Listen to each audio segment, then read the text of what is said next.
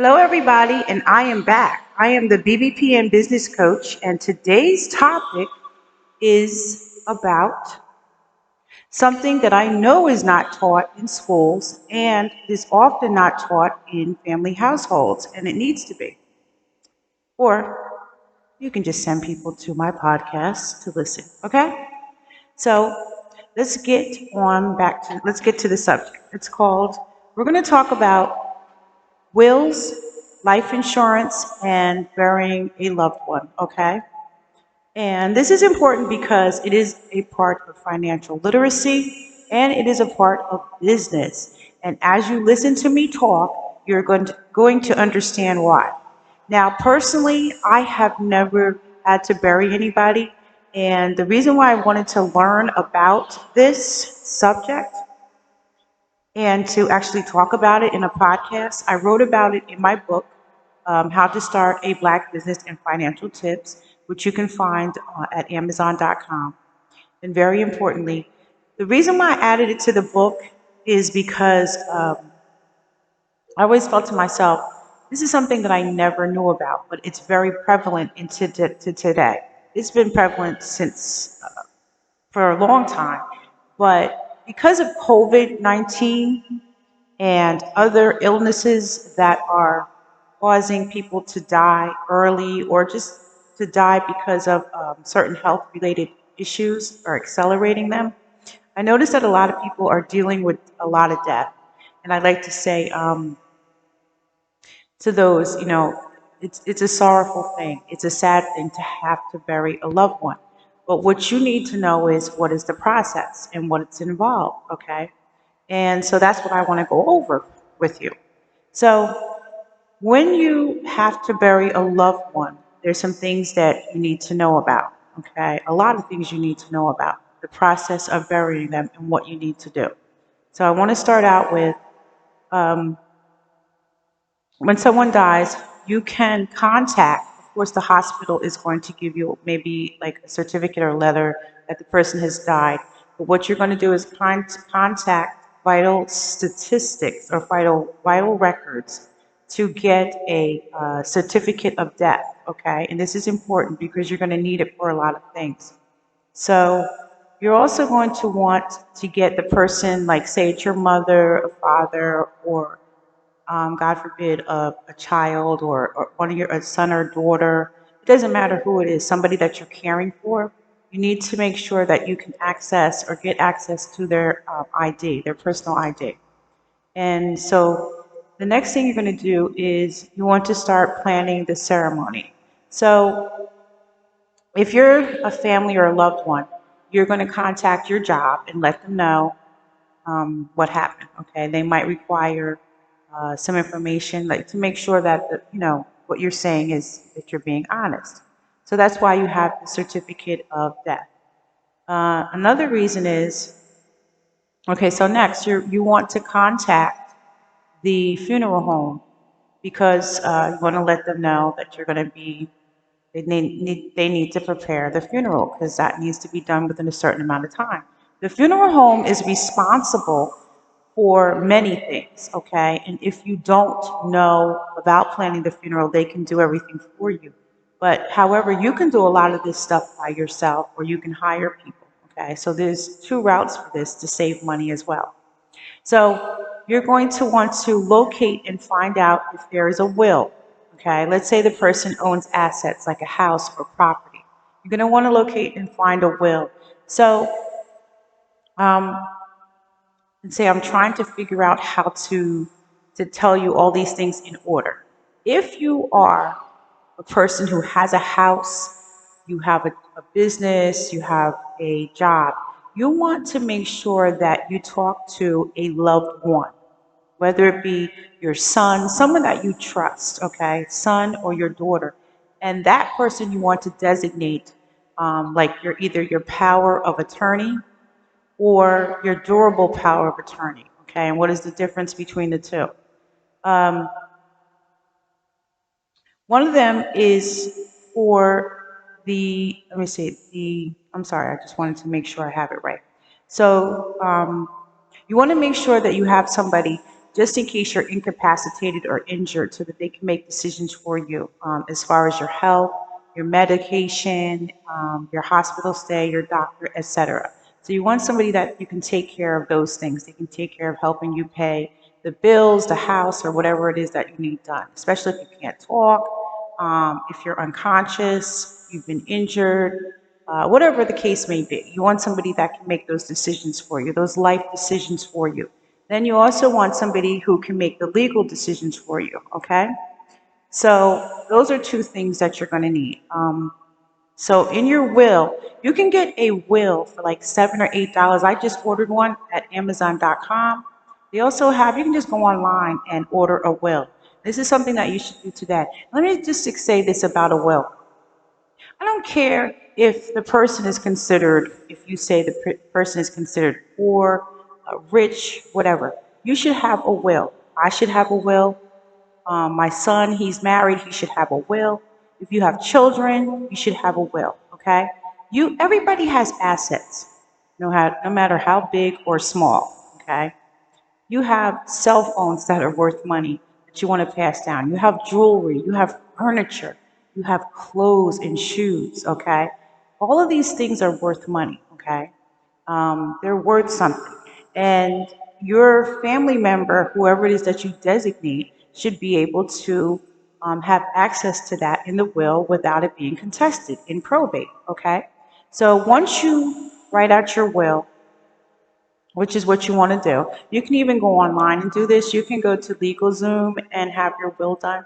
You want to make sure you update it yearly. And more importantly, listen to this, you want to make sure that it is signed, okay? You sign it, son or daughter, whoever is the designated person, make sure that mom or dad, grandmother, whoever signs the will. That way, other people can't contest the will, okay? You already know who's getting what, who you want to have certain things, who you want to have your furniture, who you want to have your jewelry, who you want to have the house, who you want to have the land, whatever it is that you own. Do the best that you can. When you have downtime, where you're sitting in front of TV, Netflixing, write out your will. And make sure you have a discussion with that person, okay? Like if say it's my son. I want to make sure, I always make sure my son has my passcodes.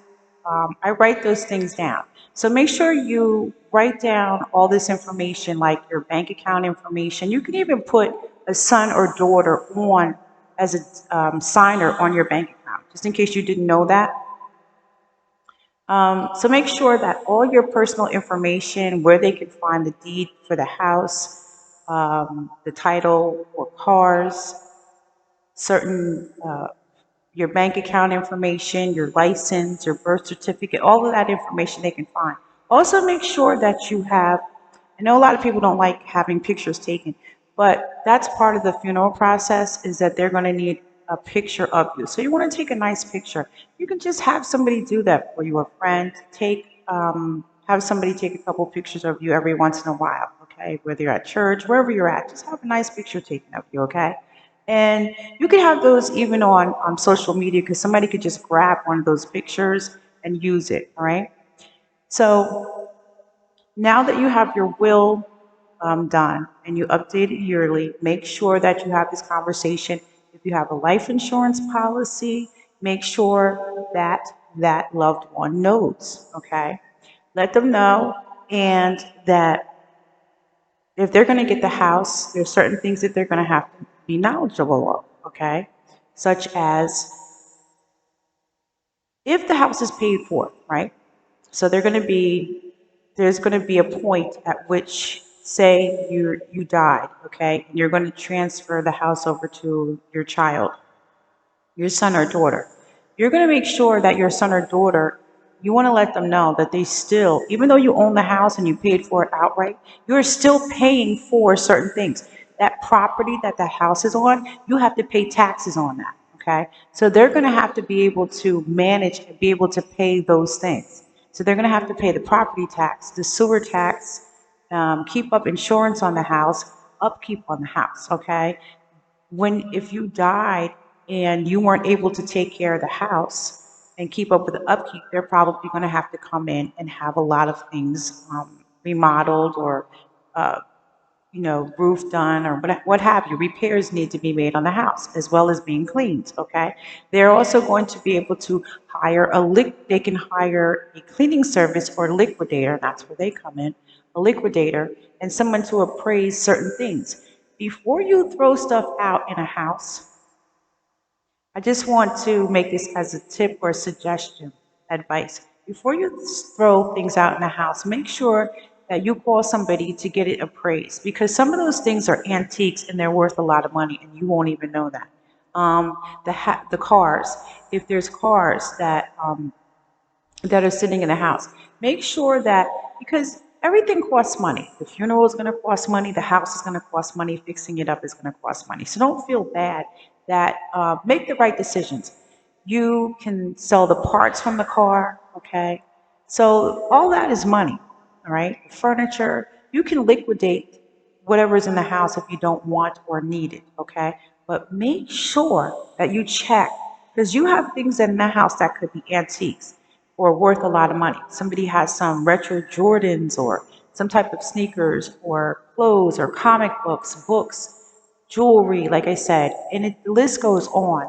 That people you can sell on Craigslist, you can sell these things on Letgo, Poshmark, all over the place. So you might want somebody to help you. And I actually did find a website where they actually list all of this information. And there is a website on here that will help you through this process. But let me move on and I'll get back to that.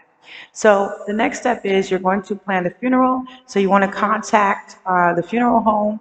You want to also contact any creditors. You want to make sure, you can also make sure if you're getting a house that there's no lien from any creditors on that house. You might want to pay those off. You want to contact creditors to let them know that the person is deceased. You want to contact utility companies. Also, you could contact a lawyer depending on how much stuff is, you want to contact the lawyer to help you with the will and with the transfer of deed on the house, which is called Todd, okay, the transfer of deed into your name. So what you want to do is set up a bank account to transfer because you're going to get, if there's a life insurance policy, you'll be getting that money from there, the house and other property, okay, other personal property that will be transferred over to you. Another thing you want to do is secure the house itself, if there's a house involved or if there's an apartment. You want to go in and immediately make sure you throw out any perishable items that you're not going to eat or use, okay? If it's an apartment, you want to contact the um, the landlord or what have you to let them know maybe you might be breaking the lease, okay? And why? The person died, all right? So you want to find a way, you want to get support. So you might have friends and family that can help you with this process, and you're going to need them.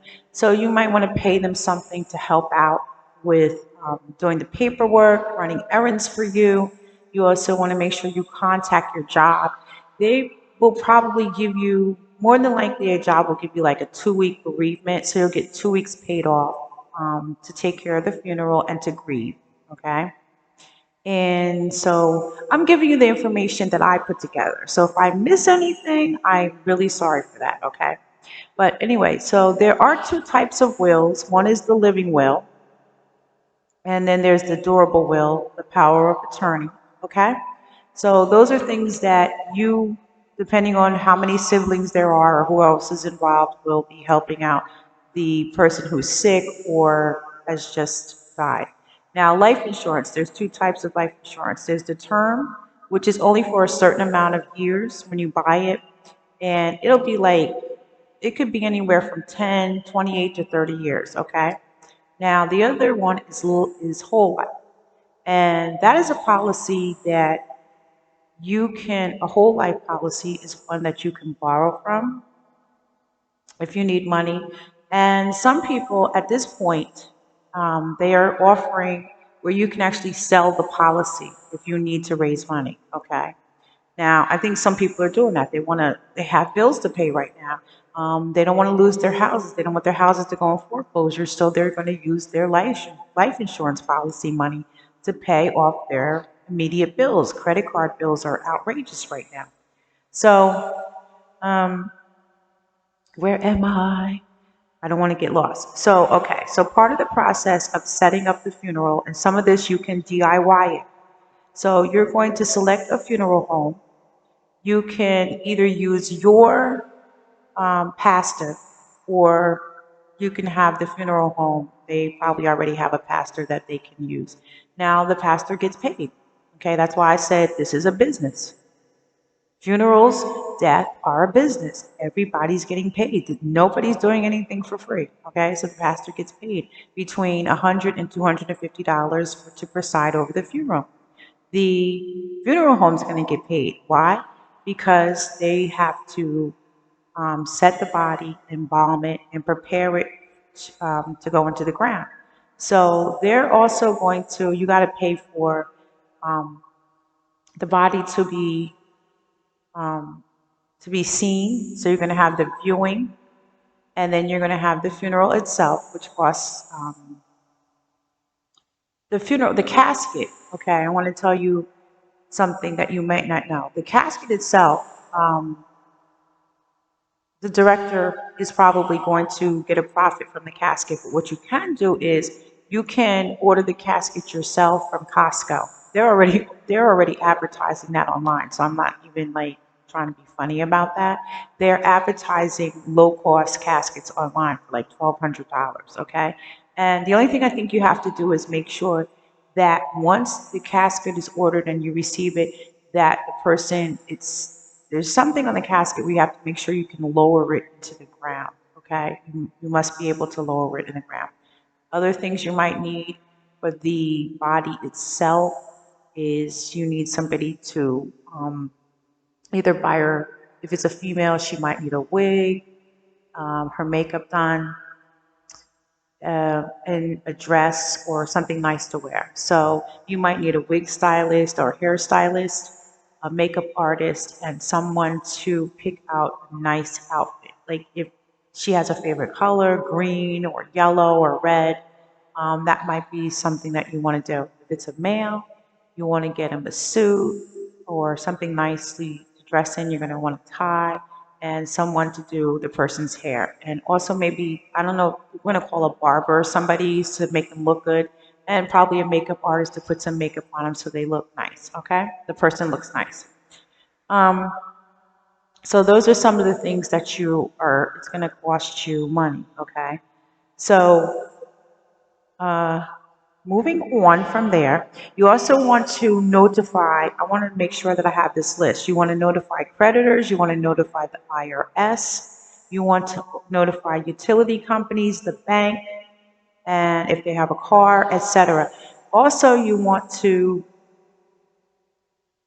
I forgot who is the other person, but I think I got everybody that you want to contact in reference to if a person is deceased, all right?